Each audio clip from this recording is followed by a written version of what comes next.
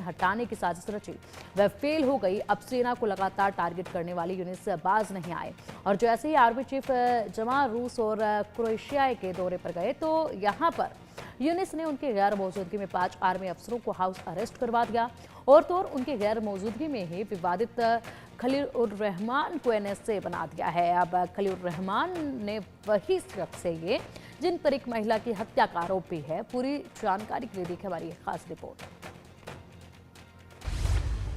पहले army chief Zaman की तख्ता पलट की साजिश, फिर आर्मी चीफ की गैर मौजूदगी में आर्मी अफसर हाउस अरेस्ट। अब नए एनएसए के फैसले से तमतमाए आर्मी चीफ। बांग्लादेश में लगभग 1 साल से हालात विस्फोटक हैं। 5 अगस्त के बाद से लोगों को उम्मीद थी कि नई अंतरिम सरकार से हालात सुधरेंगे, लेकिन ऐसा कुछ नहीं हुआ। यूनुस को बैठे बिठाए अंतरिम सरकार के मुखिया होने का फायदा मिला और फिर वो सियासी चालें चलने लगी। अब वो बांग्लादेश में चुनाव टालने की फिराक में हैं और इसके लिए उनकी राह में सबसे बड़े रोड़े हैं आर्मी चीफ जनरल वकारुज्जमान। जब जमान ने यूनुस को जल्दी चुनाव कराने को लेकर फटकार लगाई तो आर्मी चीफ यूनुस की आंखों में चुभने लगे। लिहाजा 2 महीने पहले सेना प्रमुख के तख्ता पलट को लेकर साजिश की खबरें आईं। कहा गया कि बांग्लादेशी सेना के लेफ्टिनेंट जनरल मोहम्मद फैजुर रहमान पाकिस्तान की सीक्रेट एजेंसी आईएसआई के साथ मिलकर सेना पर कंट्रोल करना चाहते थे, लेकिन इस साजिश को आर्मी चीफ जनरल वकारुज्जमान ने नाकाम कर दिया।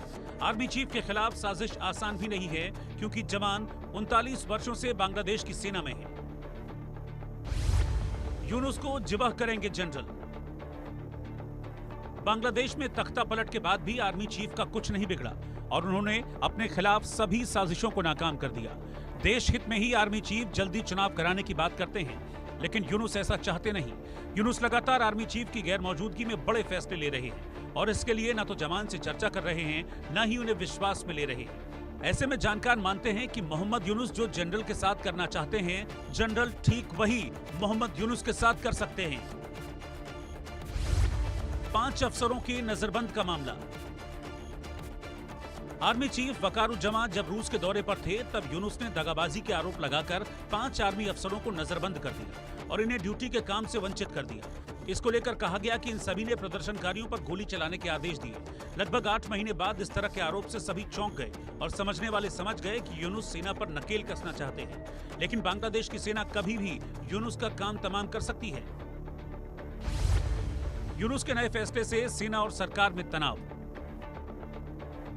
बांग्लादेश में शेख हसीना सरकार के तख्ता पलट के बाद जहां हिंदुओं पर हिंसा हो रही है, वहीं पॉलिटिकल टेंशन भी बढ़ी है। यूनुस सरकार ने विवादों में रहे खलीलुर-रहमान को बांग्लादेश का राष्ट्रीय सुरक्षा सलाहकार बनाया। पहले ही अंतरिम सरकार के मुखिया मोहम्मद यूनुस और मिलिट्री चीफ वकारुज्जमान के बीच बिल्कुल भी पटरी नहीं बैठ रही थी, लेकिन नए एनएसए के ऐलान से आर्मी चीफ वकारुज्जमान खासे नाराज हो गए।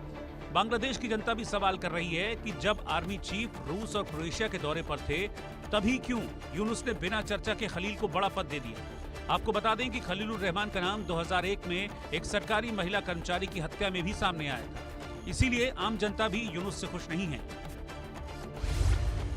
मोहम्मद यूनुस से आर पार के मूड में आर्मी चीफ। बांग्लादेश सेना के भीतर इस बात की आशंका है कि पाकिस्तानी सेना कभी भी बांग्लादेश के आंतरिक मामले में हस्तक्षेप कर सकती है। इसको लेकर भी आर्मी चीफ नाराज हैं, क्योंकि तख्ता पलट के बाद से यूनुस की गलबहियां पाकिस्तान के साथ काफी बढ़ गई हैं। एक नहीं बल्कि कई ऐसे उदाहरण हैं जिससे आर्मी चीफ और बांग्लादेश की जनता यूनुस से नाराज है।